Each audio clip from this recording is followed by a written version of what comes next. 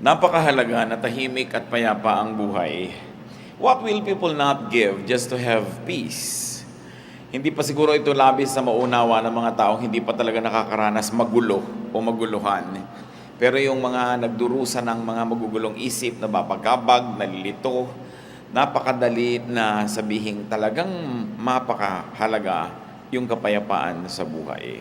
At ito ang isa sa mga gusto ng Panginoon na ating tamasahin, a peaceful life.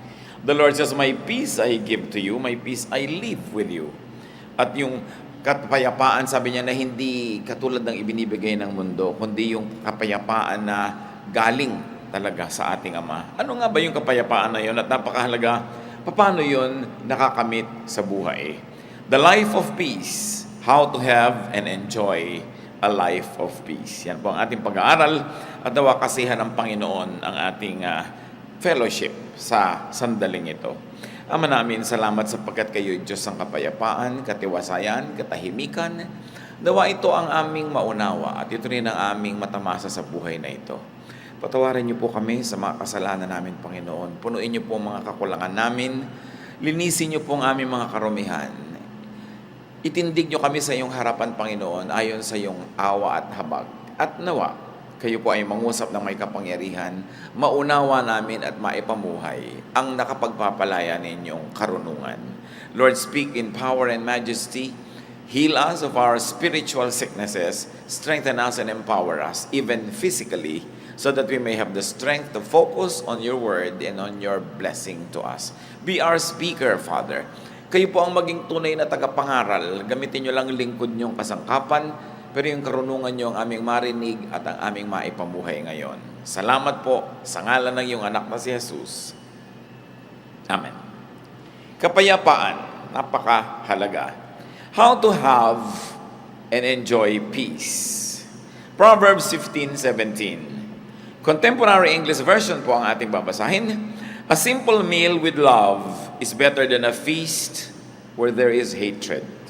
So dalawang contrasting ideas, isang simpleng kainan at isang handaan, isang piging. Sabi niya, mabuti pa kung simple na lamang ang okasyon, simple ang pagkain at kainan, kung ang nangingibabaw ay pag-ibig, kesa naman sa isang napakalaki ang grandeng handaan, pero may kagulo, may pagkakagalit at mayroong hatred. Totoo nga naman, kung minsan po sa kagustuhan nating malaki yung event, sobrang laki ng pangangailangan, sobrang dapat maraming preparasyon, malaki ang gastos, malaki yung stress, ang nagiging ending gulo. Kaya sabi niya, mabuti pa ang maghari, love. So it's one of the more important elements to have peace. Love, to love as verb, no? Because love makes peace possible. Pag may pagmamahalan, marami kang napapalampas. Pero pag may pagkakainisan, pagkakagalit, kahit maliit na bagay, napapalaki natin. So it's very important. You want a peaceful life? Be loving. For peace is a lot easier to attain when there is love. Mahirap magmahal, totoo yun, pero mas mahirap magmuhi. It's very difficult to love, but it's a lot more difficult to hate. It takes a lot more energy at mas nakakapagod yun. So madalay mga kapatid, para mas tahimik ang buhay, simplify. Kung kayang-kaya natin yung maluho, yung malaki, yung grande, maingay, talagang kapansin-pansin without sacrificing our peace, then go ahead. Pero kung masyadong magiging magulo, halimbawa, gusto nyo magpakasal, ang sobrang grande, ang gulo-gulo naman dahil ang dami-dami yung gagastusin, mangungutang pa kayo, simple na lang. Gusto niyo ng kasalan ng mga garden wedding, ang mga panahon sa Pilipinas, hindi mo masabi. So para tahimik ang buhay mo, magplano ka na agad indoor. Kahit umulan, bumaha, tuloy ang kasal mo, hindi yung ang dami mong iisipin. Alam niyo yung stress ng mga gusto magpakasal outdoors? Pagka sinabi na ng Pag-asa na malami darating na bagyo, papray na ng papray, isang linggo pa lang bago ikasal. Lahat ng tao nagpagod kape-pray para sa kanila. Ang arte-arte kasi gusto pa garden. Kaya tuloy nahihirapan ng maraming tao. Ngayon sa araw ng wedding, kung gabi man yung wedding, umuulan sa umaga, hirap na hirap ang loob. Pati yung mga waiter, hindi malaman ipapasok ba o ilalabas ang handaan. Ang gulo. Kaya sabi, simplify. You want peace? Simplify. Simpleng damit. Yung iba, sobrang garbo ng mga damit. 5 yarda ang belo ng bride. Hindi na tuloy makalakad dahil sumabit na sa lahat ng silya, sumabit na sa carpet, nakaladkad na niya yung buong mundo. So, ang hirap kasi masyadong maraming kaartehan. Kaya sabi dito, simplify. Better a simple meal rather than a feast. Magkakaroon lang pala ng hatred. Kayo na ang bahala mag-translate sa buhay niyo mga kapatid kung ano yung simple at alin yung magarbo. At alam nyo, nakakapagpagulo. Kahit sa andaan ko minsan, when you want a perfect na hain in more opulent homes, makikita mo kung paano nai-stress yung lady of the house na nakaupo with the guest kung yung mga katulong hindi marunong mag-serve. O nagkakamali, anong kutsarang inilagay dito, anong tinidor, saan inilagay si baso, nandidila talaga yung donya at kung pwede lang niyang kainin ng palihim yung katulong niya kasi yung reputasyon niya ang nakataya. So relax, gawin mo na lamang na, hindi na sit down dinner, gawin mong buffet. E di ang simple-simple, hindi ka pa sobrang napagod. At kung wala ng pagkain, wala na, di titigil na tayong kumain. Hindi yung sobra mong gusto magpa-impress, sobra mong gustong malaki yung statement, ang laki tuloy ng nakataya. At pag malaki nakataya, malaki yung pwedeng matalo. At pag malaki yung pwedeng matalo, stressed ka sa buhay. It's better to simplify. When people try to be more beautiful than they really are, when people try to stand taller than what they really are, they have to work hard so much at hiding the truth.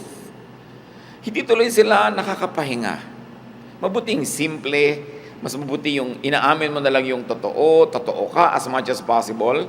Siyempre, hindi ka naman pwedeng 100% na totoo. Diba? Meron ka namang ini-improve, which is normal. But alam mo dapat kung ano yung sobra na to, mapapagod na ako, this is no longer good for me and for everybody else around me. Simplify and your life will be much more peaceful. Proverbs 21:9. It is better to stay outside on the roof of your house than to live inside with a nagging wife. Siyempre, point of view yan ng husband. Dapat din pwede rin sabihin, than to live inside with a nagging husband kung husband mo naman yung nagger. Alam naman natin na sa Middle East, ang mga bubong ay pwedeng tirhan kasi flat. Pag naglagay ka ng kaprasong bubong uli doon sa ibabaw ng bubong na yun, kaprasong dingding, yun na yung upper room. So it is possible. But what Proverbs is saying is, mas masarap yung tahimik kahit nag-iisa ka na lang. Malayo ka na lang sa mahal mo sa buhay. Kung nagger naman ang lagi ang pinaggagawa, kailangan tahimik ang buhay. Isang lesson dito mga kapatid, you want a peaceful life, don't nag. Mas marami naman talagang wives na guilty nito, pero hindi ito exclusive to women. May mga men, sila yung nagger. Don't insist on your own way. Bakit ba may nagnanag? Because somebody insists on your own way. Gusto ni Mrs. Pisang-pisa ang toothpaste. Yung walang natitira, hindi uka-uka, tuwid na tuwid. Gusto mo pala, di ikaw ang gumawa. What you want for yourself. Kung yung husband mo, gusto niya uka-uka, tabi-tabingi. Pareho lang naman kayo ng right bilang mag-asawa. Why impose on him na lagi niyang gandahan yung pisa ng toothpaste? Diba? O gusto mo, bumili kang dalawa, isa sa'yo, isa sa kanya. Tahimik ang buhay. But why impose your values on somebody else? Because you think you're better? Because you think you're superior? Kaya nagkakagulo mag-asawa. Because you impose. Gusto nung isa ang lamig-lamig ng aircon, gusto nung isa mainit, maghiwalay kayo ng kwarto. O wag na, wala na lang aircon para walang gulo. Yung gusto, yung isa ayos na ayos yung sa pinangkama, yung isa naman pagka sumakay sa kama, nagulo na lahat. Maghiwalay kayo ng kama. Ngayon, ayaw mo maghiwalay, tiisin mong magulo. Gusto mo pala mag-ayos ka. Pero kung ayaw niya mag-ayos, don't impose. When somebody imposes, that's when stress becomes unbearable. Siyempre naman, yun namang mga asawa, lalo kasambahay, kung pwede kang makisama dun sa mahal mo sa buhay para siya sumaya, di gawin mo rin. Pero ang totoong may problema nun, hindi yung ayaw pumisa ng toothpaste ng maganda, yung nagpipilit na laging gandahan yun. Yun ang mas may problem. Dahil yun, hindi naman ini-insist sa'yo ng asawa mong guluhan mo ang pagpisa. Siya, pumipisa lang, ganun lang. Pero hindi niya ini-impose sa'yo yung taste niya. Pero yung ini-impose mo sa kanya yung taste mo. Because pastor, di po ba mas maayos naman talaga yun? Oo nga, pero hindi. Sa 20 taon ba, nakasasabi mo sa kanya na natutunan na niyang pisain ang tama? Di ba ang dami niyo na naging gulo dahil lang dyan? Tanggapin mo na lang. O magpalit ka ng asawa. Hindi mo naman magagawa. bumili ka na lang ng extra toothpaste. O ayaw mo naman, pagtsaga mo tabi-tabingi. Alam niyo ibig sabihin, may mga babae kasi ang gusto, pag pinisama yung toothpaste, lahat na doon sa dulo, yung malapit sa labasan lahat at pantay dapat. At araw-araw yun ang problem. No? So, tanggapin mo na lang kung yung asawa mo pag naliligo, tumatalsik-talsik dyan, nagiging parang kanal yung bahay nyo. Kaysa man mag-away kayo, punasan mo na lang. O magdalawa kayo ng banyo kung meron kayong budget. Pero hindi pwedeng i-insist mo sa kapwa mo kaning gusto mo, kahit asawa mo siya. We were created as individuals with individuation. Don't nag, don't insist on your own way. What you want for yourself. What you want done, do yourself. Hayaan mo yung isang tao kung ganun ang kanyang ugali.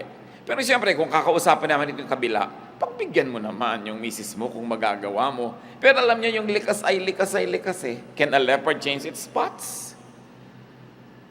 Sabi nga nila, you cannot teach an old dog new tricks. I have seen couples na talaga yung pagpisalang na ganyan, yung paglagay ng maruming damit sa ropero, yung pagsasampay ng basang bimpo sa tuwalya sa kanilang banyo, taon na nilang pinag-aawayan. Hindi na matahimik na malaman mong, oo nga, no, ba't namin pinag-aawayan ito? Tatahimikan ko na lang ang buhay ko, hayaan mo siya yung gusto niya. Kasi paggalang din sa kapwa yon, yung hindi mo ini-insist ang gusto mo. Meron naman mga asawang hindi marunong mag-spell, kinokorek ng asawa over dinner table. No? Yung ang pronunciation, ikinokorek. Para lang ipakita sa ibang, actually, marunong ko mag-pronounce, yung asawa ko lang hindi marunong. So, ikokorek ko in public. Pagpapasikat yun yabang. At the expense of the one who loves you and at the expense of the one you love.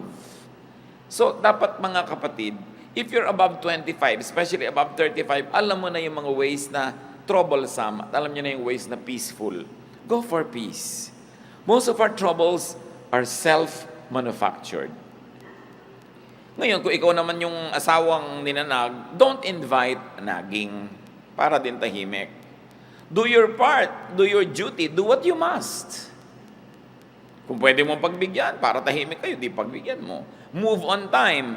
Yun naman mga ninanag kasi, kung anak yung ninanag, hindi pa kasi sumusunod agad. Kung sumusunod ka na ba naman agad, di tapos na rin yung nagging.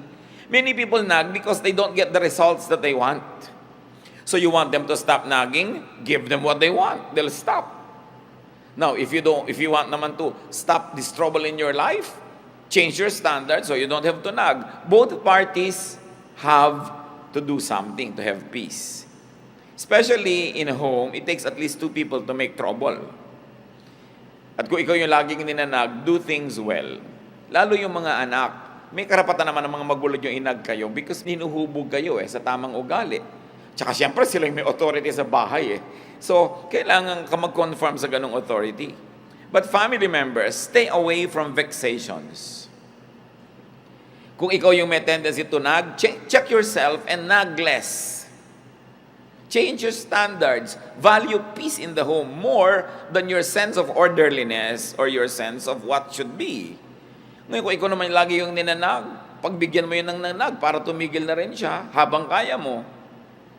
Kung ikaw yung lagi nalang pinapaalalahanan, tandaan mo na para hindi ka napapaalalahanan. Mahalaga tahimik. Do not allow yourselves to be vexed. Sabi nga close the door that brings in the draft. Isang Arabic saying. Kung ano yung laging nagiging dahilan ng pag-aaway, solve nyo yon para matahimik na yon at matapos na once for all. Kasi alam nyo yung may trouble, lalo sa sambahayan, para ka naglalakad, nakasapatos ka na may bato sa loob. Masakit, mahirap. Why live with it when you can live without it comfortably? But it's only a matter of deciding that, yes, I'm going to value peace. More than the standards that I like, and probably more than my personal inclination, mas mahalaga that there's a climate of peace. If you have to choose, settle for physical rather than spiritual or emotional discomfort. Meron kang benefit. It will give you more money. It will make your life more comfortable. It will give you more things. Pero alam mo, dadalahin ang konsyensya mo, mababagabag ka, mahihirapan ang loob mo. Mas pahalagahan mo, kapatid, yung kalooban mo.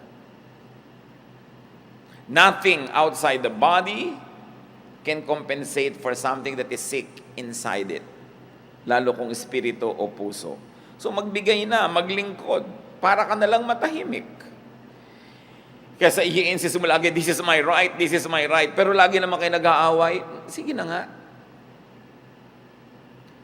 Doon sa mga agaw-agawan ng mga magkakapatid sa mana, dapat pantay-pantay, eksaktong-eksakto. Pero sa pagpapa-eksakto mo, sobrang nagiging gulo dahil meron talaga mahilig manglamang. O kung hindi mo ikakamatay, ibigay mo na ng tahimik ang mundo. Lalo't alam mo na talaga makikipagpatayan siya, makuha lang niya yun. Ba't ka naman makikipagpatayan? Ibigay mo na lang. Lalo't hindi mo naman ikamamatay na ibigay yun para kayo tahimik. Alam niyo yung gulo, mga kapatid, expensive.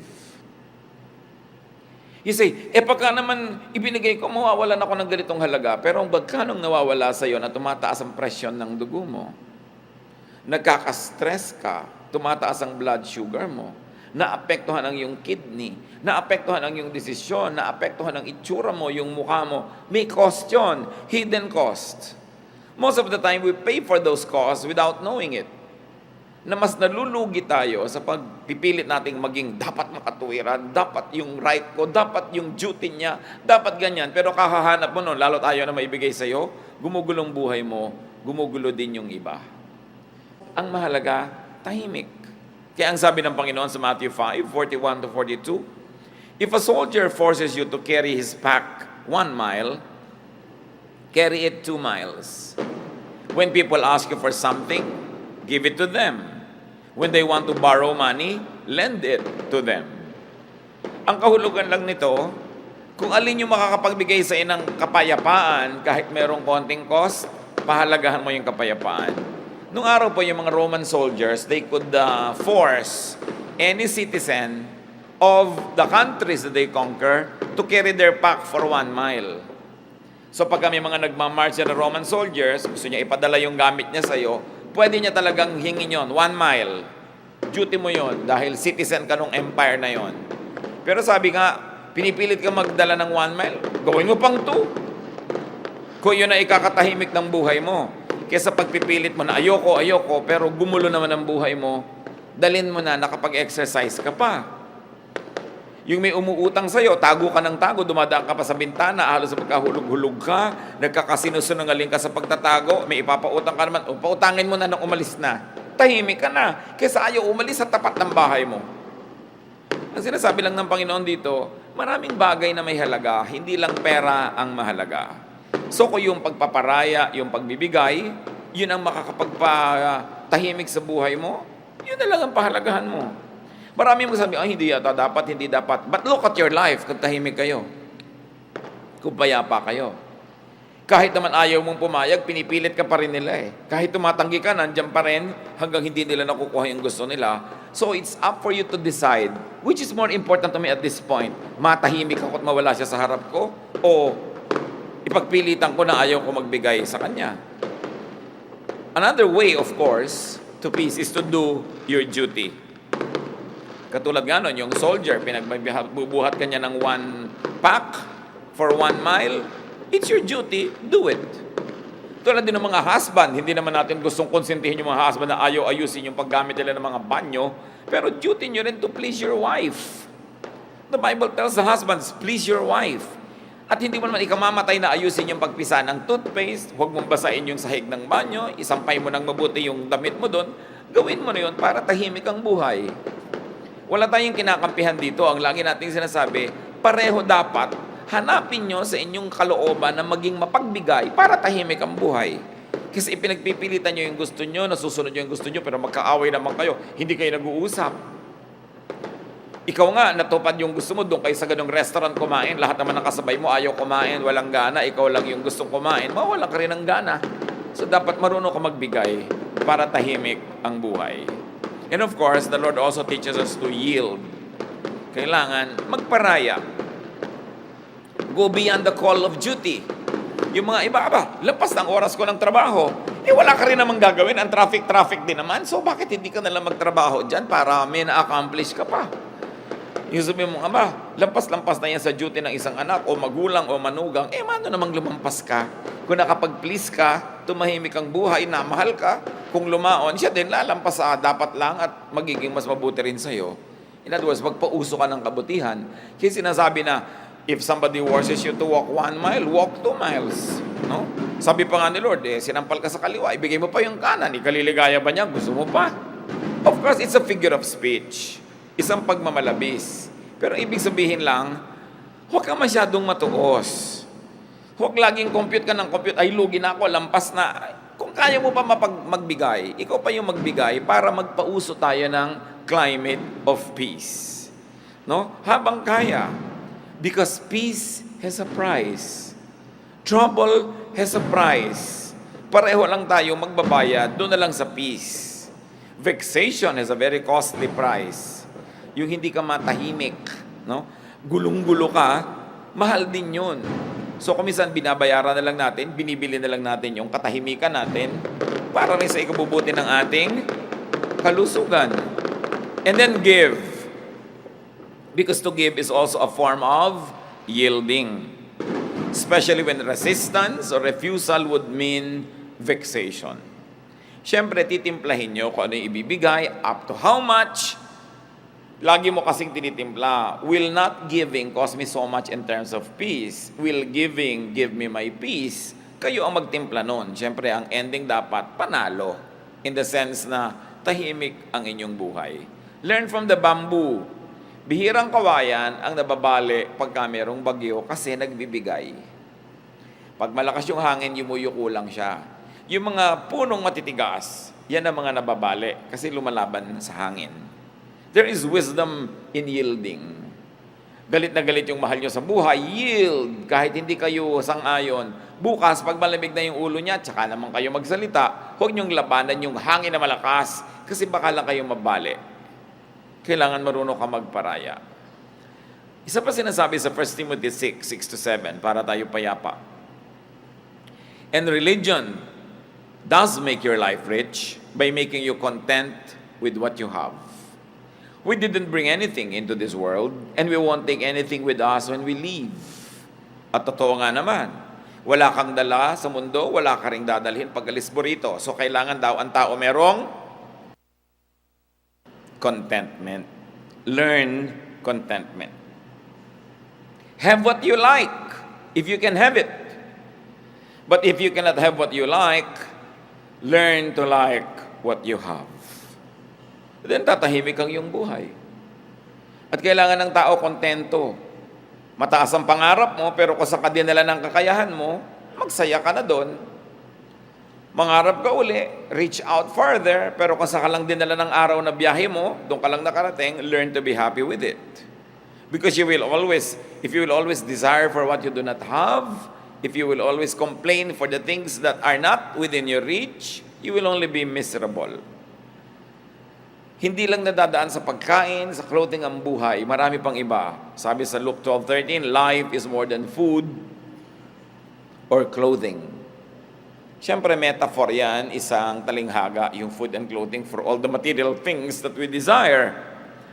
Sabi, well, okay, plant so you harvest, reach out, far, wide, pero kung doon ka na lang dinala ng buhay, sa kabila ng pagsisikap mo, mahalin mo kung anong binigay sa'yo ng Panginoon, appreciatein mo kung anong kalagayan mo ngayon. Huwag kang laging magsikap, magpayaman, magpasikat, maging makapangyarihan.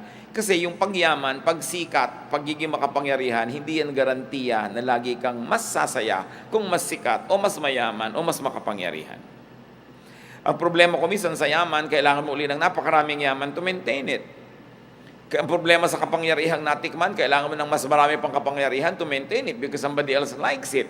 And in getting it or keeping it, a lot of trouble can come into your life. 1 Timothy 6:8-10. So we should be satisfied just to have food and clothes. People who want to be rich fall into all sorts of temptations and traps. They are caught by foolish and harmful desires that drag them down and destroy them. The love of money causes all kinds of trouble. Some people want money so much that they had given up their faith and caused themselves a lot of pain. Sabi, kailangan maging satisfied ka with simple things. Yung sinasabi namang food and clothes, talinghaga sa simple. Hindi sinasabing magpakasimple ka na lang all your life, pero kung yan na lang talaga ang narating mo na hindi mo sinacrifice ang pagiging mabuting tao, ang pagiging anak mo ng Diyos, well, learn to be happy with it. Sabi yung sobrang pagnanasa na yumaman o magkaroon ng sobrang higit-higit sa kailangan naman nila, naububulid lang sila sa napakaraming mga gulo. Natatrap sila ng kanilang mga kung ano-anong pinaggagawa para lang makuha nila ang kanilang mga gusto. The trouble with having a lot of wealth is that everybody else wants it, so you have to keep fighting them to keep it. The same with power, the same with fame. Same with beauty. Pag binayayaan ka ng Lord ng kagandahan, masatisfy ka, at kung na-maintain mo yan sa parang hindi naman nasisira ang kalusugan mo, buhay mo, budget mo, well, do it. Pero kung nasisira na yun, hayaan mo nang tumanda ka. Diba? Kesa naman sa umabot na yung pusod mo sa pisngi mo, akala ng mga tao, dimple. Yung pala talaga namang sobrang operasyon na pinagkakagawa mo, tanggapin mo na noong may edad ka. Tahimik naman yung buhay mo kasi hindi yung natatakot ka, baka kung ano yung pinaglalagay mo sa katawan mo, tapos ngayon tumatabingi na siya, nagkakaliko-liko na siya. Yung mga tattoo mong kilay nagiging berde na, yung mga inimplant na sa'yo umiimpes, lumalakad na yung mga kung ano-anong bahagi ng anatomy mo, di ba maguguluhan ka nun? So kung konting ayos, may effect, pero dapat alam mo kung ano yung magbibigay sa'yo ng gulo at huwag mo na lamang pagsikapan yun. Opt for peace more than for beauty. No? Kasi yung nagpapaganda pa ng sobrang maraming repair ginagawa, napagtatawa ng patuloy pagka nagkakamali-mali na yung nangyayari sa mukha niya. Alam niyo naman nagtatawa naman, mga inggit kasi yun eh. Kaya lagi natin pinagtatawanan yung mga nagkatabi-tabingi. Tumabingi. Inggit ka lang kasi di mo na-afford. No? So, all form of criticism comes from envy. Dahil kung talaga makadiyos ka, may tumatabingi yung muka, maaawa ka dapat. Pero ba't mo pinagtatawanan? Inggit ka siguro. Kung hindi man ngayon, noon. Kaya tuwang-tuwa ka ngayon na mas maganda ka pa. So, buti pa ako. Di ba ganun yun? Buti pa ako, hindi tumabingi yung muka ko. So, analyze din natin sarili natin. Baka meron tayong envy. Pero mahalaga mga kapatid, to be satisfied. Di ba? Kung 45 na yung bust line nyo, tama na. Anong gusto nyo? 90? Yung iba talagang wala na, nasusub-sub na halos, ayaw pang tumigil. No? Hindi natitigil kung ano na pinaggagawa sa katawan. Hindi lang sa physical repair. Yung sobrang honor na, gusto pa, nagngangangalngal dahil 99 yung grade. Ano ka ba? 99 na nga, yung kasunod mo, 88 pa lang, tapos ang lungkot mo pa, dapat matuto na tayong sumaya. Kung yun na yung best natin. Ito na yung buhay na naibigay sa inyo ng asawa nyo. Dati, ikaw ay isang may bahay na walang bahay, no? So, hindi ka na nagkabahay kahit kailan, may asawa ka naman, di sumaya ka na. Kasi may bahay na wala naman siya katabi, wala naman siya kapiling sa buhay. Yun ibig sabihin, count your blessings. You are not better than the other person. But what's important is for you to count your blessings. Siyempre, kung marami kang anak, laging halos wala kang pera, ang dami mong binabayaran, matrikula, gastos, pero dumadami naman yung tao na nakapaligid sa'yo, tumatanda ka, meron kang mga kasama sa buhay, kakaapo ka, kanya-kanyang blessing yan. Kanya-kanyang bilang, kanya-kanyang pagsisikap na maging kontento sa buhay. It's very important to be happy. Hindi ka masyadong matangkad, huwag ka nang malungkot, at least hindi ka tatamaan ng kidlat. Kasi yung matataas ang tinatamaan ng kidlat, di ba? Lagi sabi mo, merong blessing ang buhay ko, I will be happy with it. I will celebrate what God gives me. Hindi naman ibig sabihin ng kontento, wala ka ng pangarap at wala ka ng pagsisikap at ambisyon. Yes, dapat mag-ambisyon, mangarap, pero kung hanggang doon talaga ang narating ng kaya mo, accept it, and then celebrate it. If more means more trouble, more stress, more pain, what's the point? Sobrang lumaki nga ang kita niyo mag-asawa pero nagkahiwalay na kayo forever. Hindi ba kayo pwedeng mabuhay ng konti lang pero masaya naman kayo? Pinipili. Hindi lang pera ang mahalaga.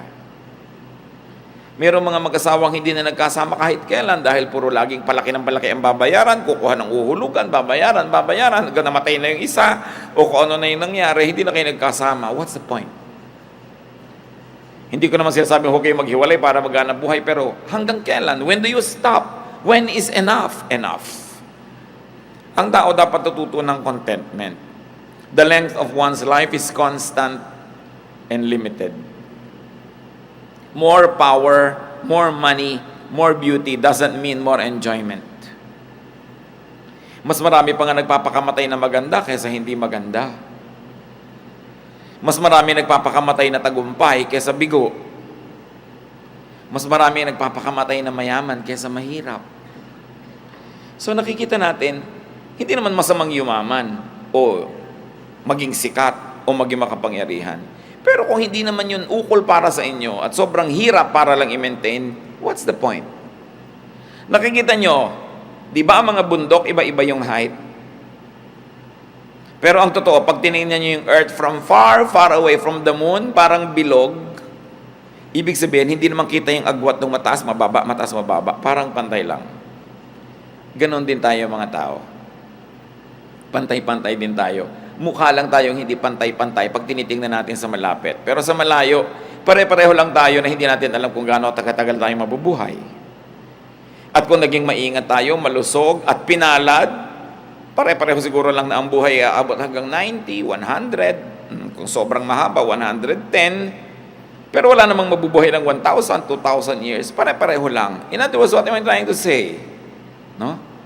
Why bother to have more property than others when pare-pareho din naman kayong mamamatay? Why bother to be more beautiful than the other person na pareho lang naman kayo na hinihintay ng kabaong? Hindi masama kung madaling mangyari sa buhay mo yung mga yon. Pero kung sobra ang ibinabayad mo in terms of internal trouble, wag na lang. Live your life. Kasi kung nabuhay ka ng 70, 80 years, pero ang laking percentage yun, lagi kang nagkukumahog, lagi kang nai-stress, lagi kang naghahabol, lagi kang nagko-compete. Tapos yung isa, tahimik lang yung buhay niya. Kumikita ka halimbawa ng times 100 ng income niya, pero mas marami siyang katahimikan, mas marami siyang tawa sa buhay, mas marami siyang oras sa maglibang, magsaya kasama ng mga kamag-anak niya, mas marami nga yung pera mo, pero pareho rin naman kayong tig sa 70, 80 years lang eh. Pero ang totoo nun, mas nag-enjoy siya. It doesn't follow that when you're poorer, you enjoy more. What I'm trying to say is, if by trying to get more and more and more, you already begin to be troubled, it's not worth it. Ang pahalagahan mo, mas tahimik. Meron kang sasakyan, sarili mong sasakyan, pwede mong ipasada ng 20 hours a day. Ang dami mong kita, pero pag ipinasada mo siya ng 8 hours a day lang, may oras ka sa pamilya mo, may oras ka magpahinga, bakit mo papatayin ang sarili mo? Madadali lang ang buhay mo. Dapat alam natin when to stop. Ecclesiastes 3:12-13, I know the best thing we can do is to always enjoy life. Because God's gift to us is the happiness we get from our food and drink and from the work we do. So ang itatanong mo, mag-e-enjoy ba ako dito? Mag-e-enjoy ba ang mga mahal ko sa buhay? Mag-e-enjoy ba kami? Kasi kung ang tanong hindi naman, why do it? Mag-organize tayo ang laki-laki-laking party. Pero mag-e-enjoy ba tayo to do it? O mai-stress tayo? Mangungutang tayo? Manghihiram tayo ng kung ano-ano? Why don't we just simplify? Gusto natin ng napakamahal na kasalan, mag-e-enjoy ba tayo o nagwo-worry tayo? Habang ginagawa natin yon, ang alalahanin natin ay bayarin. Gusto natin ay ganito kalaking bahay, pero mag-enjoy ba tayo habang ginagawa yan? O magkakautang-utang tayo at magkakagulo-gulo? What's the point? Minimize pain. That's what's important in life. Study history. Sa palagay nyo ba yung mga karaniwang magbubukid at yung mga presidente ng mga republika, sigurado kayo na mas nag-enjoy yung mga presidente? Hindi nyo kayo sure. Hindi masama maging presidente. Pero kung makikipagpatayan ka sa mga kaibigan mo, makikipagtakwilan ka sa mga kamag-anak mo, kailangan pang pumatay at mandaya at magsinungaling, what's the point? Achieve as much as you can as long as it does not sacrifice your relationship with your God, with your loved ones, and with your fellow men. Pero kung ibabayad mo na yung mga higit na mabubuting bagay, what's the point? Minimize pain by minimizing your needless desires. And then maximize pleasure by enjoying what all you already have instead of ignoring it and trying to have more and more and more. And when you get more, you have no time to enjoy it because you have to work so hard just to maintain it. And then you do the most good because that's what God wants. The best way to enjoy life and have peace is to please God. And God is pleased when we do the most good. So you minimize pain, you maximize pleasure, you do the most good, and then die. Meet your Maker. Whether you like it or not, you're going there. Pero ang itatanong mo, pag nilingon mo yung buhay mo, was it pleasant? Was it nice? Or was it full of strife? Baka sa sarili mong libing, hindi mo lang makipaglibing ang kapatid mo dahil inagawan mo siya ng mana. Is it worth it? Mas humaba pa talaga yung buhay mo kaysa sa kanya? Mas sumarap ba talaga ang pagkain mo? Pwedeng sumarap, pero mas may gana ka ba kaysa sa kanya? Pwedeng nakabili ka ng mas magandang bahay, magandang kwarto at kama, pero mas mahimbing ka nga ba talagang matulog dahil lang nagkaroon ka nun? Pero kung binabagabag ka pa ng budhi mo, wala ka pa naging mga kaibigan, nakagalit mo pa yung dati mong mga kaibigan, is it worth it? You should know when to stop. Kumisan, meron sa ating pinagpapala ng Panginoon, kumikita tayo ng malaki, everything's going well, healthy tayo, pero ayaw nating tumigil, nagiging sakim tayo. Pag naging sakim ka na, gusto mo na lang more and more and more, itatanong mo na sa sarili mo, is the enjoyment directly proportionate to the increase in what I have? Kasi may diminishing returns din yan. Alam niyo yun naman yung pera, mahalaga lang yan sa taong walang pera. Pag wala kang kapera-pera, 1,000 pesos means so much. Kaya pagka yung may mga 13th month pay, pagka end of the year, yung ibibigay mong 13th month pay, magkano? 10,000, 20,000, whatever it is. Sayang-saya yung pamilya, nagkakagulo kung anong kakainin at gagastusin nila. Pero kung ikaw na yung may-ari ng kumpanya, ang totoo, kahit 3 million pa yung madagdag sa pera mo, bali wala na eh. Nadagdag lang sa salansan mo, nadagdag yung number, but it doesn't give you as much happiness and pleasure kasi yung mga empleyado mong tuwang-tuwa dahil nakabili ng pagkaalat-alat na hamon. Hindi ko mo mas maraming pera, mas may enjoyment. So pag alam mo, ay may diminishing returns na, it means I must focus on something else. And it means probably how to enjoy more what I already have rather than on working harder and harder to have more and more, which does not proportionately add pleasure to your life. Inner peace is important because it gives man the time and space to hear God, to know God. So kung ang ating pagpapasikat, pagpapayaman, ang ating paghahangad, gumugulong isip natin, pati pagpe-pray, hindi na natin magawa, wala na tayong oras, wala tayong panahon para magbulay-bulay ng mga mahalagang bagay. Para ano pa? When you don't hear God and know God more, you will lack the peace that you will need in this life. So know when enough is enough. Psalm 46:10, our God says, "Calm down and learn that I am God." Who will learn that God is God? Those who are calm, those who are peaceful, those who are quiet. But when your quests take away the calm, the peace, the quietude, you will have vexation. The more vexed you are, the less of God you will have, because it takes peace to know God. And when you make it your priority to have peace, you know God more. Knowing God gives you more peace. Then you're able to know God more, and then you're able to have more and more peace. But the less peace, the less of God, the less of God, the less peace, baligtad, paubos ng paubos. Kaya huwag natin pabayaan na tayo ay magulo, mga kapatid. Magparaya. And it's very important that you enjoy life. You're working, enjoy it. Huwag niyong isumpa yung trabaho niyo. Kasi kung ayaw niyo, di mag-resign kayo.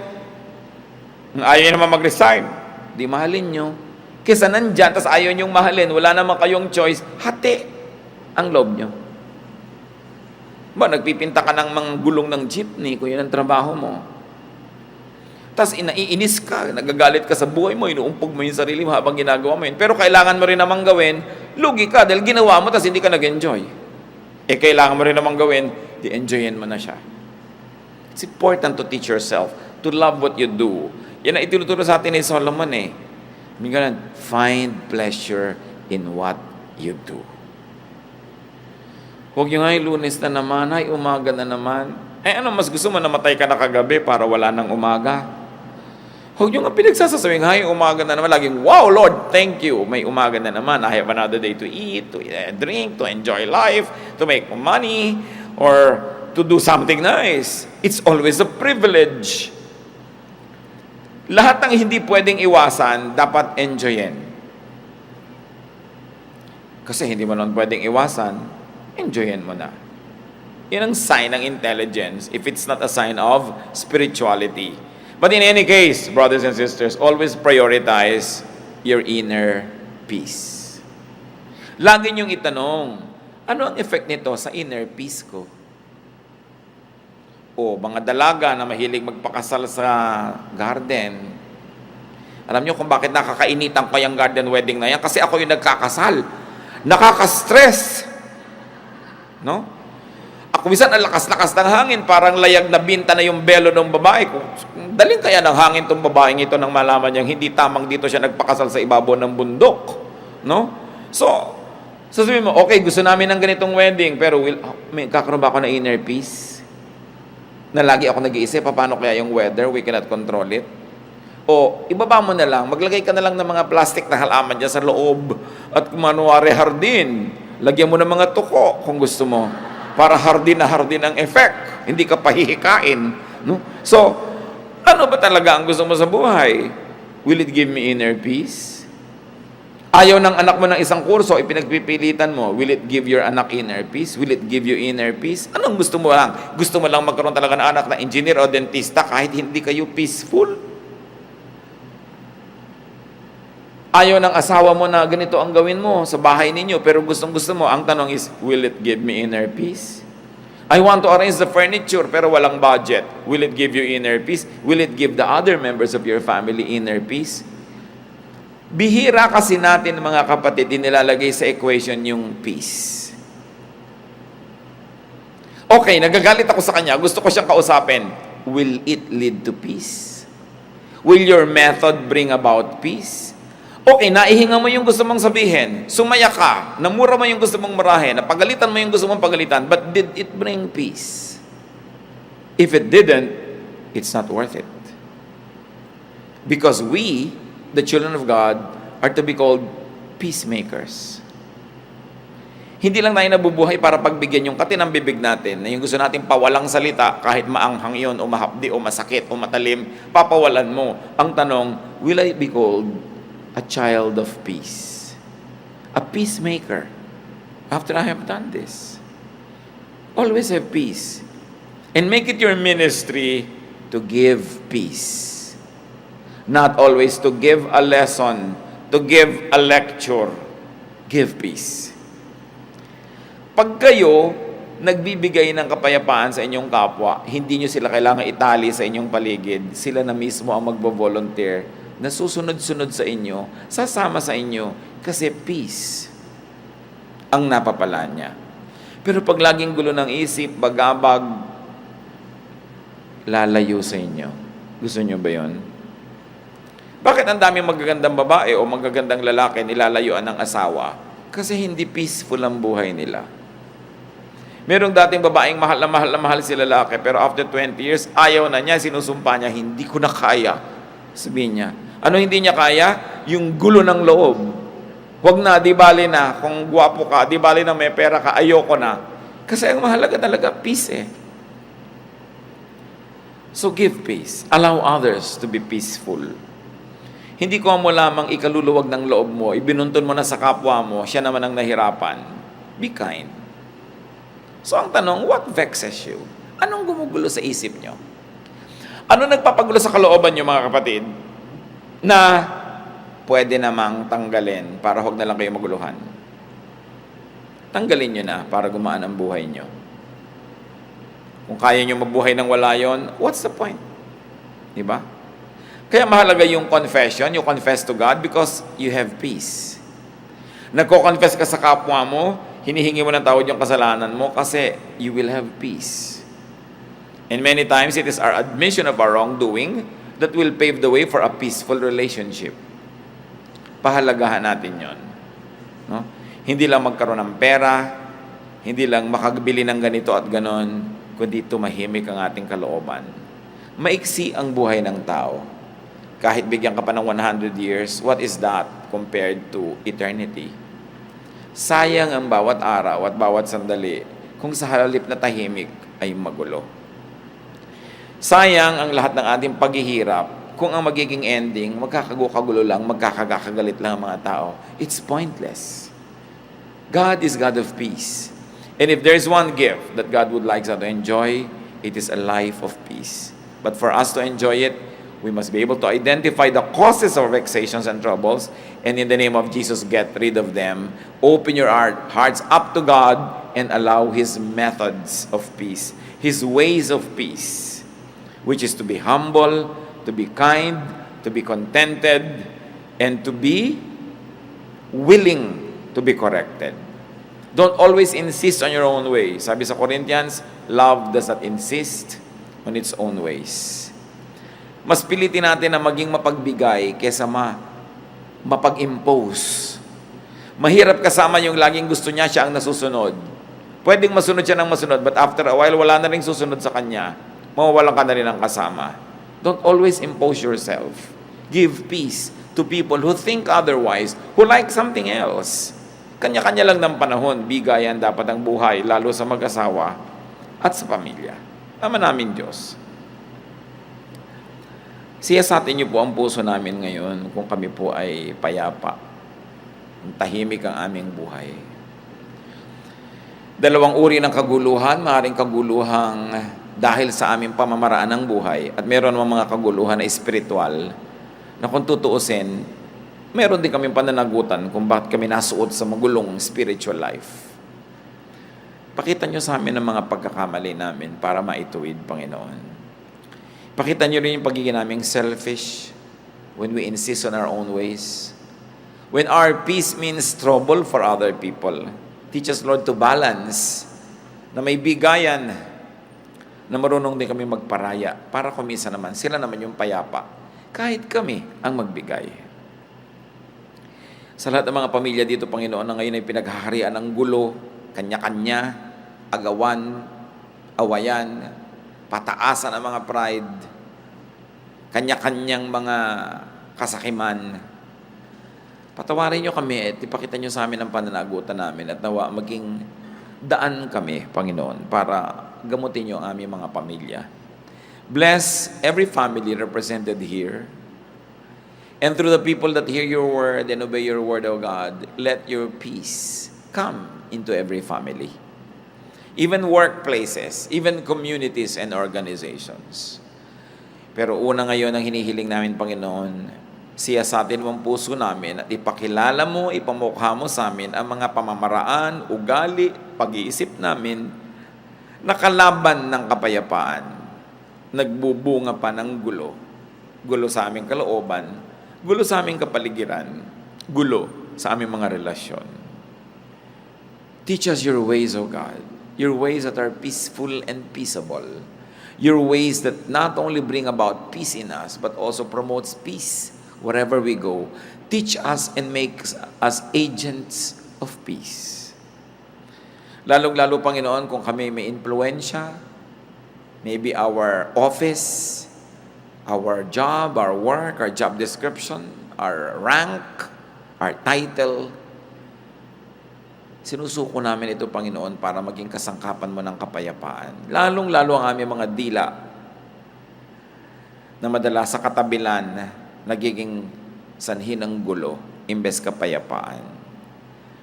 Turuan mo kami, Lord, na pag kami mga kakilala kami na nagkakagalit, huwag kaming kumampi, kundi maging agents of peace. Huwag naming abusuhin ang aming kapangyarihan o office para apihin yung mga kalaban namin o kalaban ng mga mahal namin sa buhay. Kundi habang kami may office, may official work, may title, that we be fair. Maalala namin na ang bawat trabaho binibigay mo sa amin is your trust.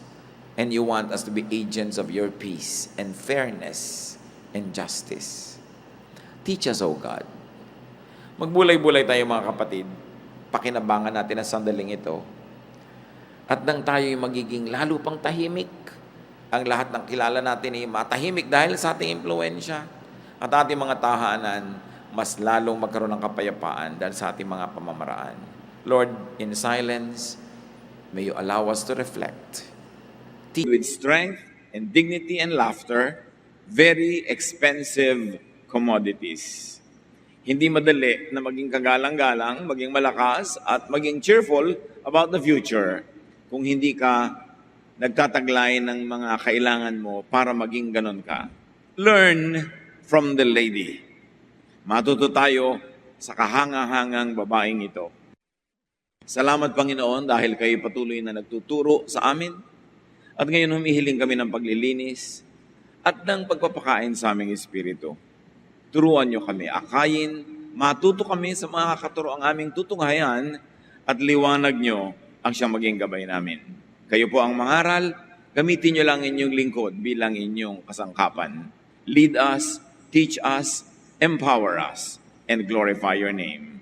Father, we thank you through your Son, Jesus our Lord, our Savior. Learn from the lady.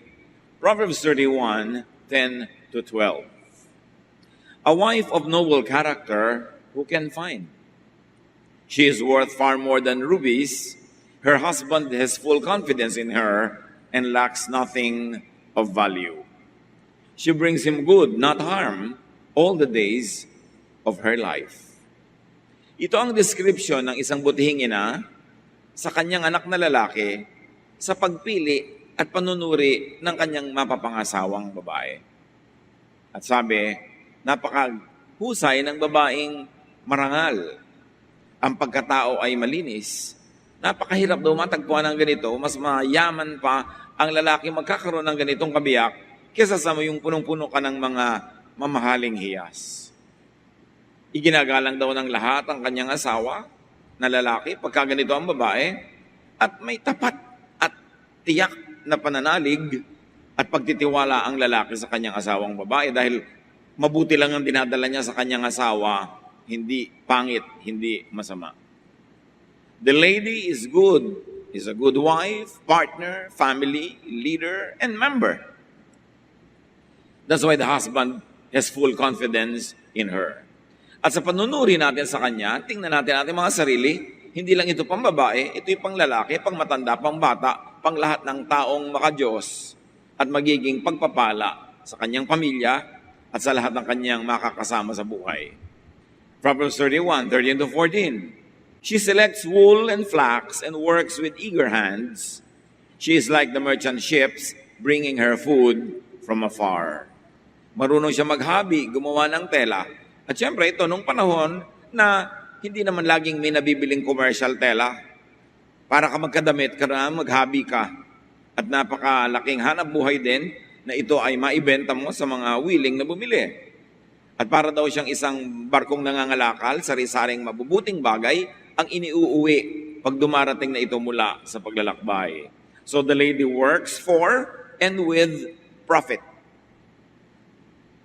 Hindi lang basta trabaho ng trabaho, may ganansya ang kanyang trabaho. Verses 15 to 16. She gets up while it is still night. She provides food for her family and portions for her female servants. Very organized ang mabutihing babaeng ito, maagang gumising, pinaghahanda ng pagkain ng kanyang pamilya at binibigyan ng kanya-kanyang assignment ang kanilang mga katulong. Kasi kahit marami kang katulong, pag hindi ka marunong magbigay ng assignment, hindi rin magagawa ang mga gawain sa pinakamabuting paraan. She considers a field and buys it. Verse 16. Out of her earnings, she plants a vineyard. So hindi lang siya masipag sa trabahong bahay, hindi lang siya mahusay maghabi, negosyante pa. Marunong siyang manuri at sumuri ng mga iba't ibang lupain, mga bukid na pwedeng bilhin, at mula sa kanyang sariling kita, binibili niya ang mga bukid na ito at tinataniman niya. The lady invests. In fact, the lady invests from earnings. Tubunan niya ang gagamitin niyang puhunan sa mga susunod pa niyang mga gagawing negosyo. Proverbs 31, 17 to 18. She sets about her work vigorously. Her arms are strong for her tasks. She sees that her trading is profitable and her lamp does not go out at night. Malakas sa kanya mga busy, kayang-kaya niya magtrabaho. At tinitiyak niya na ang kanyang mga negosyo ay may tubo at hindi siya nauubusan ng langis sa kanyang ilawan sa kalagitnaan ng gabi. Hindi siya nauubusan ng supply kung kailan kailangan niya yung supply. Hindi kung kailan nagluluto na siya, wala pala siyang bawang, ay wala pala siyang mantika. Kung kailan maglalaban na siya, ay wala pala siyang sabon. Laging sa kalagitnaan ng pangangailangan, wala pala. No, hindi nangyayari sa kanya to kasi meron siyang stock. The lady is well stocked. Organized. Hindi kung kailan kakain, tsaka na lang siya maghahanap ng makakain. Kung may kailan isusuot yung damit, tsaka paplantsahin. Organize siya. Pag kailangan niya, ready na.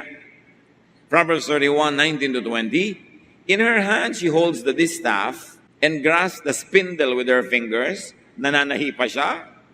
She opens her arms to the poor and extends her hands to the needy. So ang babaeng ito ay magaling kumita pero hindi mukhang pera. Tumutubo ang kanyang mga negosyo, marami siyang ginagawa, pero marunong din siya magbigay sa mga kapuspalad, sa mga deserving na needy. Nagbibigay siya sa mga maralita. The lady gives. She does not only make money, she also gives money away. Very especially as we can discern from her wise ways, hindi wasteful ang pagbibigay niya doon sa mga deserving at doon sa mga talagang truly helpless. Proverbs 31:21-22. When it snows, she has no fear for her household, for all of them are clothed in scarlet. Kung taglamig, hindi siya nag-aalala. Kasi ang lahat ng miyembro ng kanyang pamilya, may mga jacket, may mga pangginaw, may mga raincoat, kumpleto sila sa gamit kung ano ang hinihingi ng klima. She makes coverings for her bed, and she is clothed in fine linen and purple. Hindi lang siya, dahil negosyante at busy, ay mukhang tiriringgay at miserable. Magkaganda ang kanyang mga kasuotan, pinakamapipinong lino ang ginagamit niya, magagandang kulay na pangmayaman, at pati mga kama niya may mga pangtakip na magaganda. Nakakaanyayang humiga at magpahinga sa kanyang higaan. The lady enjoys comfort, beauty, and refinement. Of course, which in turn inspires creativity and fruitfulness, which again brings money. So it's cyclical. Pinaliligiran niya ang kanyang sarili at ang kanyang sambahayan ng mga magaganda, masasarap, maiinam na bagay. At dahil doon, napapanatag ang kanilang loob, nakakatulog silang mabuti kung matutulog, kumakain silang mabuti kung kakain, nai-inspire tuloy sila na lalong maging masipag, lalong maging productive, at dahil payapa ang pag-andar ng kanilang sambahayan, they are not always running to solve a crisis. Organized kasi, may oras silang magpahinga, may oras silang mag-isip, at lalo silang tumatalino, kaya lalo silang nakakagawa ng pagkakaperahan. Organized. Paano ka makakapag-isip ng mga magagandang paraan ng pagkakakitaan kung napaka-miserable ng every minute mo? You are trying to escape every moment of danger or risk or emergency. Kailangan organized. So you have enough time to rest. And at rest, you are inspired to be creative. And it is creativity that creates wealth. Yung kagandahan ng paligid, hindi yan luho. Pag maganda ang kapaligiran, lalong yumayaman ang iyong isip, lalo kang nakakapagpayaman sa iyong mga ginagawa. Cyclical yan. Pagka naliligiran ka ng misery, ng baho, ng kapangitan, ng gulo, ng disorganization, anong inspirasyon ng makakukuha ng iyong isip para iangat ang iyong buhay when you are busy just trying to survive? Kaya nakikita natin yung cycles of everyday life na sikreto ng napakahusay na babaeng ito. At nasa Biblia ang mga ito, hindi lang tayo para inggitin o hindi para sabihin mo, siya yun, ako iba, hindi ko kaya yun. No, nasa Biblia yan para ating pag-aralan, kapulutan ng aral, at hanggat kaya ay gawing huwaran sa ating buhay. Proverbs 31:23. Her husband is respected at the city gate, where she takes his seat among the elders of the land. Palibhasa, matino ang asawang babae, iginagalang ng lahat ang lalaki. Siyempre, kung yung asawang babae hindi matino, nababawasan tuloy yung dignity ng asawa niyang lalaki. Ganon din naman yung baligtarin mo. Pagka hindi matino yung lalaki, pati yung dignity ng babae, nakakaladkad pababa. Minsan, ang husay-husay ng babae, isang school teacher, ang ayos-ayos, tapos yung asawa, lasenggo, nagwawala doon sa labas ng gate ng school. Di syempre, papababa niyo yung dignity ng kanyang asawa. Pero ito, iginagalang. Sabi, ang husay ng babae na asawa niyan, ang husay ng husband niyan, kaya tuloy ikaw ay napapaangat. So the lady helps make the family respectable and distinguished. Minsan ang tinutuno ng mga magulang, tapos yung anak, lahat ng gulo, sinalihan, lahat ng problema, kasangkot. O kaya yung anak nagpapakatino, yung magulang naman, pinahampas-hampas sa lahat ng kanto ang kanilang buhay. So ano nangyayari? Kailangan ng pamilya nagtutulungan. Inaangat ninyo ang kalagayan ng inyong pamilya, hindi yung kayo yung pabigat at nagpapababa dito. She makes linen garments and sells them, and supplies the merchants with sashes. She is clothed with strength and dignity. She can laugh at the days to come. Lagi siyang may negosyo. Sinusuplayan niya ang mga tao. So, ibig sabihin niyan, honest siya. Maganda ang product niya kasi may bumibili uli. Hindi siya nangwa 1, 2, 3 na basta naisahan ka lang, tinakbuhan ka na, wala na siyempre repeat business yun. Pagka hindi nasisiyahan ang iyong customer. Kaya sabi, nababalutan siya, nadadamitan siya ng lakas, no? At dignidad. Kaya niyang pagtawanan ang mga darating na araw. Enrollment ng anak ko next June? Ang dami kong pang-enroll. Ganon? Hindi yung June na naman. Ay, magkakasakit ang nanay ko, ang magulang ko. Meron akong inipon para dyan. O ibinili ko sila na insurance. Baka bumaha, mababasa ang furniture. Palitan. May pampalit. She can laugh at the days to come. Darating ang panahon, tatanda ako, magkakasakit, may pang-ospital, may pambayad ng caregiver. She can laugh at the days to come. Hindi ito inilagay sa Biblia para mang-inggit o para sabihin natin, imposible. Inilagay yan dyan dahil posible. Siguro, hindi naman lahat ng katangiang ito maiipon sa isang tao lang. Pero at least baka 80% ka man lang, edi magandang score na yon. The lady has maximum preparation for and protection from troubling needs. As you can see, ang lahat ng kanyang abilidad na maging cheerful about the future ay may financial aspect. Kaya niya na maging confident about the future dahil meron siyang hanap buhay, kumikita siya, maayos ang kanyang sambahayan. Hindi kumikita ka nga, pero nabulagsak naman yung sambahayan mo. Natatapon din yung kinikita mo. Nababantayan niya yung kinikita. Yung tubo pa nga ang ini-invest niya. Yung iba, yung puhunan, yun na ang pinapapak. May tindahan ka. Tapos gagastusin mo yung kita ngayon. Di bukas wala kang pamalengke, pampalit ng supply. Di babagsak ang tindahan. Ang ginagastos lang nila yung tubo, hindi yung puhunan. In fact, yung tubo, ang pangpuhunan uli. Saan siya nagsimula? Nagsisimula ka siyempre na maliit. Pero kung napakatino ng paghawak mo and with God's blessing, dumadami yan hanggang dumami ng dumami at marunong magbigay. Importante yon. Proverbs 31:26, she speaks with wisdom and faithful instruction is on her tongue. In other words, pag bumubuka ang kanyang bibig, may saysay, may katuturan, maganda ang mga pangungusap, nakakatuwang marinig, hindi nakakainis.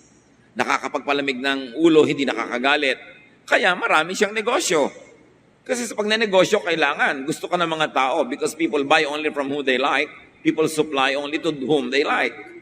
Kung hindi ka nakakatuwa, nakakainis ka, lalayuan ka ng tao, paano ka magnenegosyo? Paano ka magkakapera?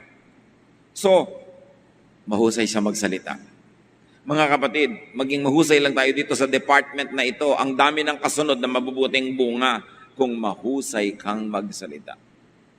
Hindi pag nagsasalita ka na iinis sa'yo yung kausap mo, At yung taong ikinukwento mo, pag nabalita niya yung kwento mo, maiinis din siya sa'yo. Liliit ng liliit ang yung mundo. Kokonti ng kokonti ang magiging customer mo at tutulong sa'yo. Kaya mahirap umunlad sa pagsasalita. The lady speaks wisely. And it is a very sound business investment to speak well. Because people help those that they like. So are we likable when we speak? Ang ending ba, nagugustuhan tayo o naaayawan ng kapwa? Importanteng pinag-uusapan natin ang mga ganyang bagay if we like to be able to laugh at the days to come. Proverbs 31:27, she watches over the affairs of her household and does not eat the bread of idleness.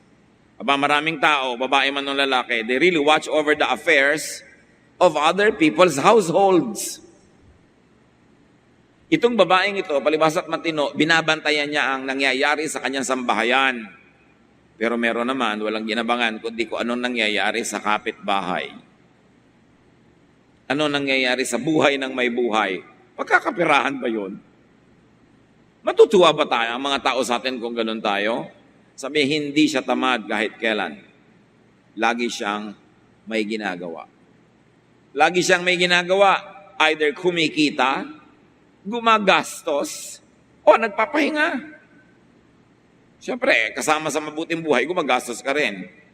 Ang sarap naman ng pera, nararamdaman mo lang pag ginagastos mo eh. Kaya yung mga sobrang mahilig mag-ipit, may pera naman, nakaipit ang nakaipit. Anong ligayang mga mapapala mong tinititigan mo yung mga nakasalansan mong mga pera na pag na-demonetize pa at nakalimutan mo, biglang wala ng value. Yung pera mo palang itinago, meron pang nakalagay na bagong lipunan. Ang dami nga, pero ano ngayon? Saysay. Masarap lang ang pera pag dumudulas palabas. Kaya dapat, marunong kang magpadulas palabas kung marunong kang magpapasok. Dapat kumikita ka, kung maggastos ka. Kung minsan meron kang perang nakaipit sa wallet mo, pag pala itinulong mo sa isang tao o ibinigay mo, biglang magkakagamot na siya, makakapag-enroll na siya, sasaya na siya, pero hindi mo ibinigay, hindi siya sumaya, hindi siya nakapag-enroll, pero nakaipit lang naman yung pera mo doon, walang ginagawa.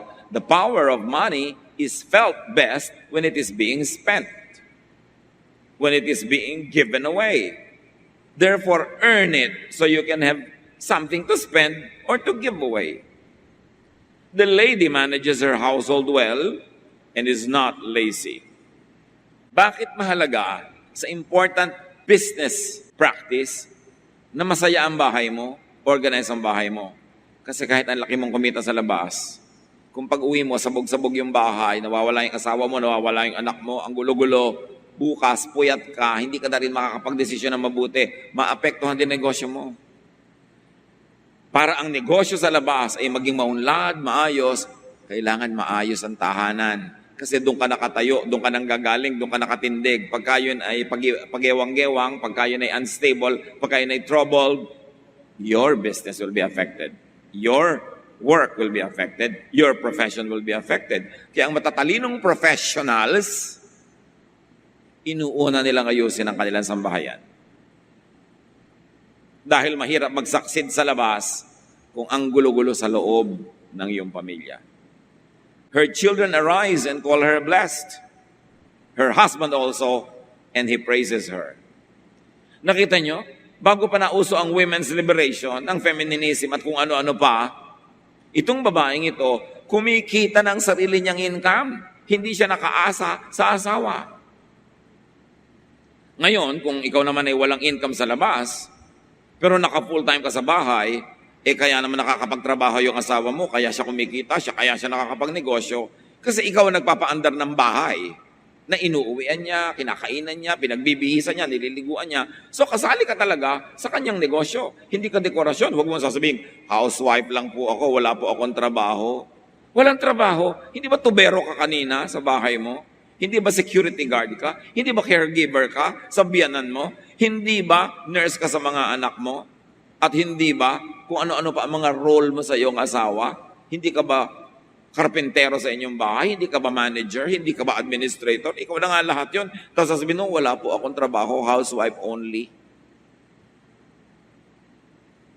Kaya pagka sinasabing mga ibang husband, hoy, akong kumikita. Sabi mo, oy, kung hindi ka kikita, kung bulagsak akong asawa, ha? Kung pag-uwi mo, walang ulam, walang pagkain, yung isusuot mo sa business meeting mo bukas, lukot-lukot, marumi, hindi ka makaka-attend. Huwag mong sabihin, nasa bahay lang ako. Kaya ka nakakapagtrabaho mabuti sa labas, inaayos ko ang bahay. Partnership talaga yan. Pero itong babaeng ito, hindi lang housewife, businesswoman, entrepreneur. Talagang suspecha ko, Pilipina to eh. Dahil ang galing kumita. Diba? Kung hindi nagtitinda ng mga make-up sa bahay-bahay, may sari-sari store, may mga pahulugan, gumagawa ng hamon, tosino, sari-sari. Pilipina talaga to. Ang galing-galing na babae. Kasi ang gagaling ng mga Pilipinas sa ganito. Salamat na lang mga Pilipino tayo, ang mga nanay natin, ang mga kabiyak, mga ate, ay mga Pilipinang mahuhusay. The lady is appreciated and celebrated by her family. Imagine, her children arise and call her blessed. Pagbangon ba ng anak nyo, sabihin, blessed ang nanay ko, thank you Lord. O, wala pa po bang breakfast? Ito na naman. Ganun na ba sinasabi ng mga bata? By the way, wala kayong karapatan mga bata magganyan kung wala pa kayong income at entrega. Dapat lagi sa bahay, seafood. What you see, that's the food. Hindi yung hanap ka naghanap ng kung ano-ano, wala ka namang ina-entrega dyan. Pero pagising ng asawa niya, pagising ng mga anak, pinupuri siya agad. So niya, this is life. This is a very nice home. At hindi laging kailangang mayaman sa pera para maging ganon. Basta lang maayos. Lahat ng basic necessities are there and in place. May correct management. Masaya ang buhay pamilya. Everybody is inspired to come home. Pagka ang asawa ay ayaw pang umuwi, hindi pa umuwi kung hindi laseng. Ang mga anak ay ayaw umuwi kung hindi hating gabi na o umaga na, baka hindi attractive umuwi sa tahanan. So, dapat attractive. At hindi lang yung asawa o mga anak ang may duty na gawing attractive yon. I mean, hindi lang yung nanay. Lahat may duty to make the home attractive. Para nakakadagdag ka sa pagiging attractive na yung bahay. So, people want to come home. Proverbs 31:29-30, many women do noble things, but you surpass them all. Charm is deceptive and beauty is fleeting. But a woman who fears the Lord is to be praised. Sabi ko noon, marami namang gumagawa ng mga ganyan-ganyan din, pero kakaiba ka. Nahihigitan mo silang lahat. Sabi, alam mo yung ganda, yung alindog? Sandali lang yan. Ang tao, sandali lang naman talagang physically maganda. 10 to 20 years siguro na maganda. And the rest of your life, nagpapaganda na lang. Diba? Pero, sa sandali, kaya kung ang capital mo lang beauty, masyadong mabilis maubos yung capital na yan. Pero kung ang capital mo yung noble character, yan hindi nauubos. Sa pagdaan ng panahon, lalo pang gumaganda. Sabi nga nyon, a woman who fears the Lord is to be praised. In other words, this woman fears the Lord. Hindi natin nakitang i-describe siya na simba ng simba, dasal ng dasal, sa ulo ng mga verses, namamanata at kung ano-ano, hindi. But this woman practices high religion. Kasi yung action niya, yung kanyang character, yung kanyang fruitfulness, ang nagpapahayag ng kanyang mataas na uri ng paggalang, pagkilala, at pagsamba sa Diyos. Because character and fruitfulness are both high religion. Kung dasal ka ng dasal, wala ka namang ginagawang hanap buhay, ano ina-expect mo? Uulan ng pera? Kung nilakipan mo pa ng dasal yung ginagawa mo, di mabuti. But you see, it's very deliberate that the description of this woman as a godly woman was not filled with religiosity but with good deeds and good character. Kasi ipinapakita dito talaga na ang tunay na pananalig sa Diyos ay naipapakita, naipapaliwanag, at naihawa sa iba sa pamamagitan ng kabutihan ng asal at mabubuting gawa. The lady fears the Lord. And the lady's fear of the Lord is expressed, articulated by her excellent work, vocabulary, deportment, etiquette, character, high religion ang mga bagay na ito. Better than formal religiosity. Nadadaig ng mahuhusay na karakter ang mga relihiyoso. Sa katunayan, maraming ang relihiyoso, basahan ng karakter. Kung maganda na yung karakter mo, religious ka pa, di doble. Pero ang in-emphasize dito, idiniin, yung kanyang pagiging makadiyos na nakikita sa kanyang gawa. Proverbs 31:31, honor her for all her hands have done, and let her works bring her praise at the city gate. Husbands, do you honor your very good wives? Wife, do you honor your husband for his being such a good man? Children, do you honor your mother, your father? Parents, do you honor your child or children? The family members should honor each other, not dishonor. You celebrate each other. You praise each other. Hindi yung pinupuri mo sa iba. Alam mo ang anak ko, alam mo ang anak ko. No, yung anak mo mismo sabihin mo, I'm very happy about you. Natutuwa ako tungkol sa iyo. And be expressive of that. The lady is honorable and is honored. Ano ang mga iba pa mga leksyon na maaari nating mapulot dito sa description na ito ng isang ulirang babae? In fact, ganyan din dapat ang ulirang lalaki, ang ulirang tao, ulirang anak. First of all, life could be full of troubles, of troubling needs. Maraming problema ang buhay, maraming kailangan, maraming suliranin. Hindi yan bago, hindi yan sorpresa. Job 5:7, man is born to trouble. Talagang yan ang haharapin ng bawat tao, mga suliranin. Ang lesson sa babaeng ito, prepare for, fortify, strengthen yourself against troubling needs. Hindi nakakagulat na magkakaroon ng problema. Dapat yun asahan. Ang nakakagulat ay wala kang paghahanda sa problema na siguradong darating. Yun ang nakakagulat. Huwag kang magulat na umuulan, pag tag-ulan, o ngayon kahit kailan umuulan na lang. Ang nakakagulat ay ito, sipunin ka, mahina ang katawan mo, wala kang dalang payong. Yun ang nakakagulat. Marami kang mga sakit. Ang nakakagulat, lakad ka ng lakad, wala kang dalang gamot. Alam mo naman na may sakit ka. Yung pagdating ng problema, hindi nakakagulat. Ang nakakagulat ay hindi ka man lang naghahanda.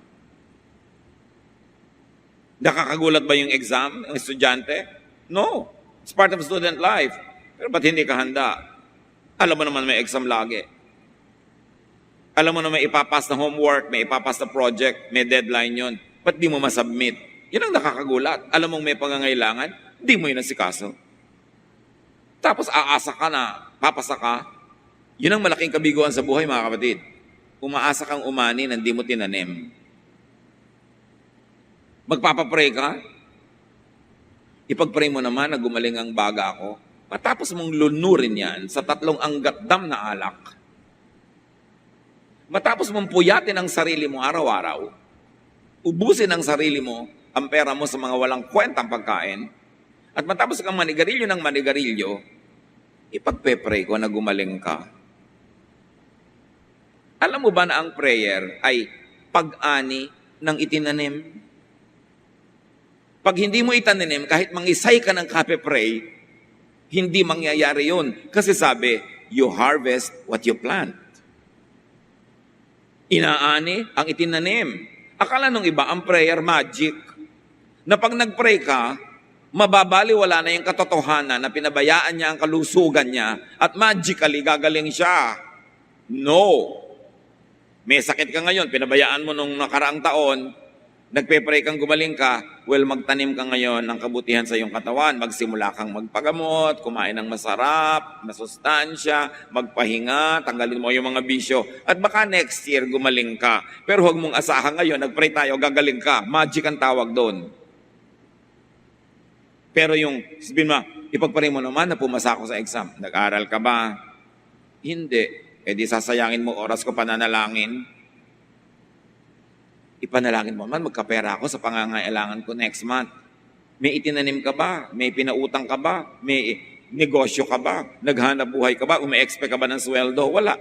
Bakit ka di papanalangin magkapera? When we pray according to God's will, He hears us. And the will of God is, you harvest what you plant.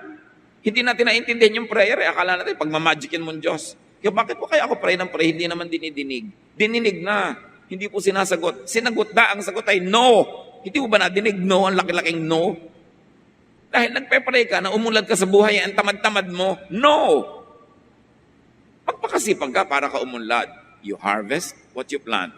Learn from this lady. This wonderful woman. So, Proverbs 28:19, he who works his land will have abundant food, but the one who chases fantasies will have his fill of poverty. At maraming tao, ang prayer nila ganon, fantasy. Sabi, ang kasama yun ng fantasy, poverty. So learn from the lady, work well, and earn well. Kasunod ng work yung earn. Kasi marami mga kapatid, work ng work, pagod na pagod na pagod na pagod, halos magpaalipin na sa pagtatrabaho, pero wala, at kulang pa rin. In other words, hindi ka dapat dyan nagtatrabaho o hindi dapat dyan ginagawa mo kasi napapagod ka, wala kang profit. Dapat may profit. So don't just work hard, work smart. Work well and earn well. Invest. Invest in your health. O tanim ka ng tanim ng artificially colored food sa iyong katawan. Tanim ka ng tanim ng mga pagkain may mga preservatives. Tanim ka ng tanim ng mga may mga sari-sari mga ingredients na unnatural and even bad for the body. Anong aanihin mo 3 months from now, 6 months from now? Di sakit. Yun ang tanim mo . So invest in your body. Invest in good health. Invest financially so that you will earn. Invest in your education. Invest in your skills. Invest in your development para ka umani. Hindi aani ang hindi nagtanim. So invest again, earn, and spend from profits. And save.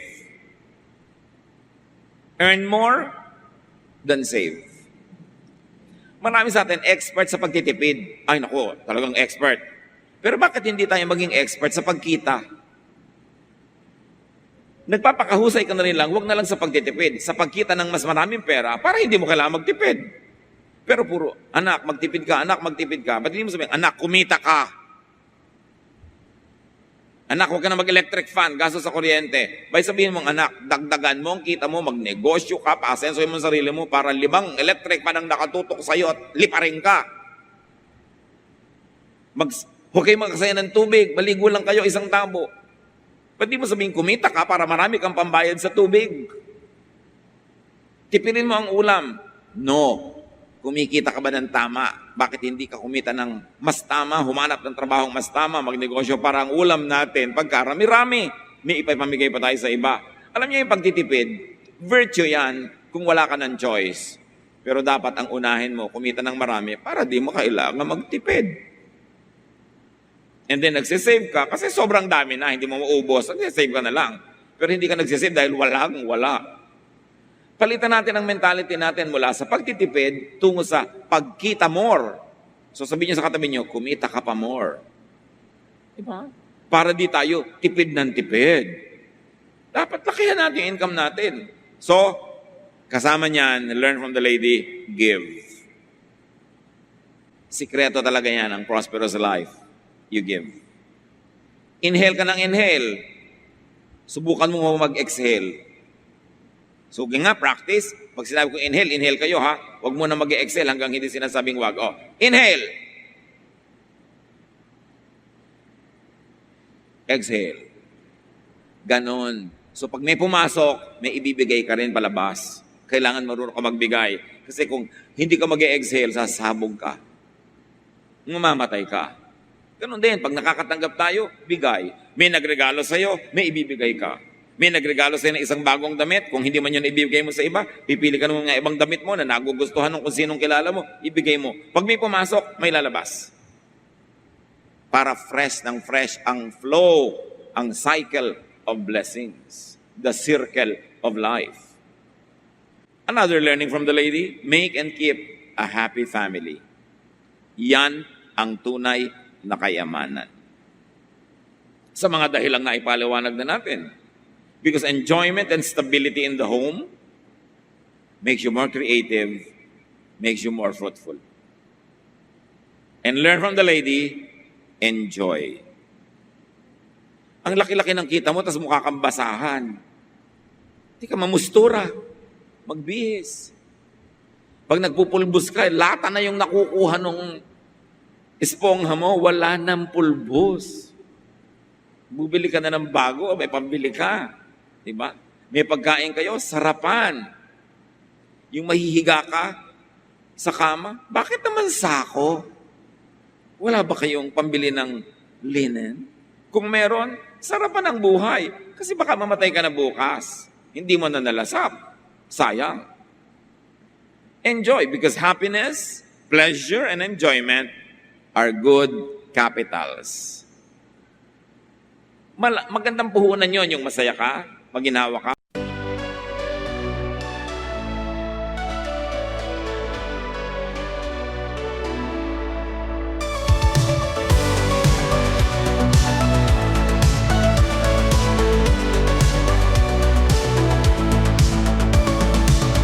Hearts collide in moonlight glow. Midnight whispers only we know. You and me in shadows deep, promises our hearts will keep. Neon lights and city dreams, dancing lights and silent screams. Holding tight, not letting go. In the night our love will show. Echoes of love, loud and clear. In my heart, you're always near. Feel the beat of our desire, burning love like endless fire.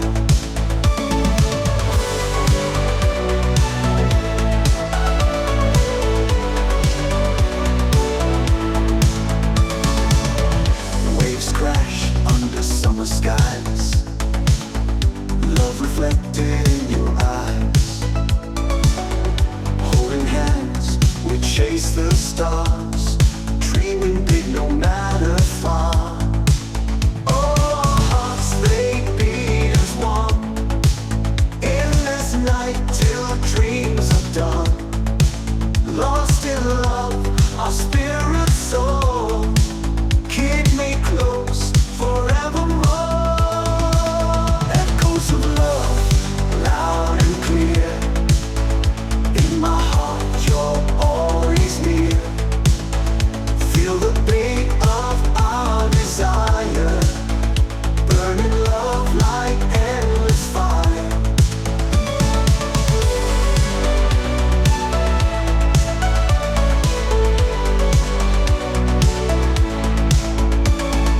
When dawn's light, we find our way. Love's first light will guide the day. Through the night, we found our truth. In the dawn, our love's relentless youth. Echoes of love, loud and clear. In my heart, you're always near. Feel the beat